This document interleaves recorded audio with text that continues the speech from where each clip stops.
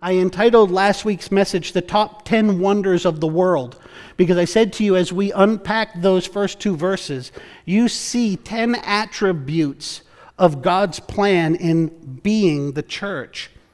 Let me remind you, in the first book, this was Luke now speaking to his earlier gospel, Theophilus I have dealt with. This was a demonstration of Luke discipling Theophilus.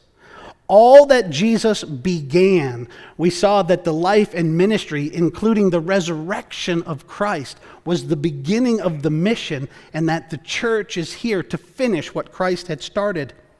All that Jesus did, we in turn are to pick up, and being his witnesses, we are to do as Christ had done.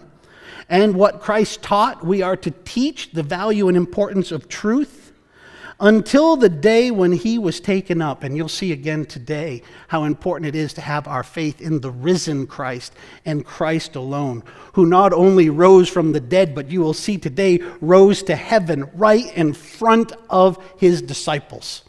Friends, if you were impressed with the fact that Christ rose from the dead, could you imagine being there as he rose visibly right in front of our discipled brothers all the way to heaven? Oh, that we would have faith in the risen Christ. We saw last week that Christ gave commands, and we saw the role of the church to live in faithful obedience. Those commands were given in the power of the Holy Spirit, which reminded us that the church lives Spirit-led.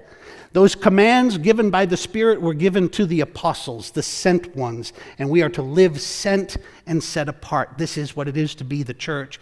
And lastly, that those sent ones who were set apart were chosen by the grace of God. And we said, if you get nothing else, get the bookends of these two verses. It's about the gospel of Jesus Christ, and it is to we, the adopted children of grace.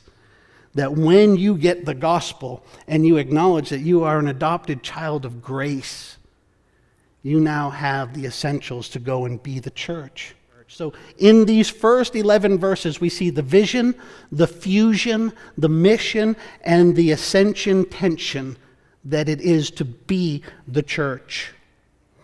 Friends, if you and I and every other biblical believer will literally become the people of God and walk a walk of worship to God, then we are and will be his church.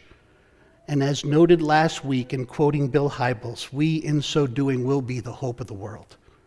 Not in our own power, but to the extent that we truly represent Christ and we bring his truth and love to the world through powerful witness, real witness, then we bring and extend the hope of Jesus Christ to a world that desperately needs him, whether they know it or not.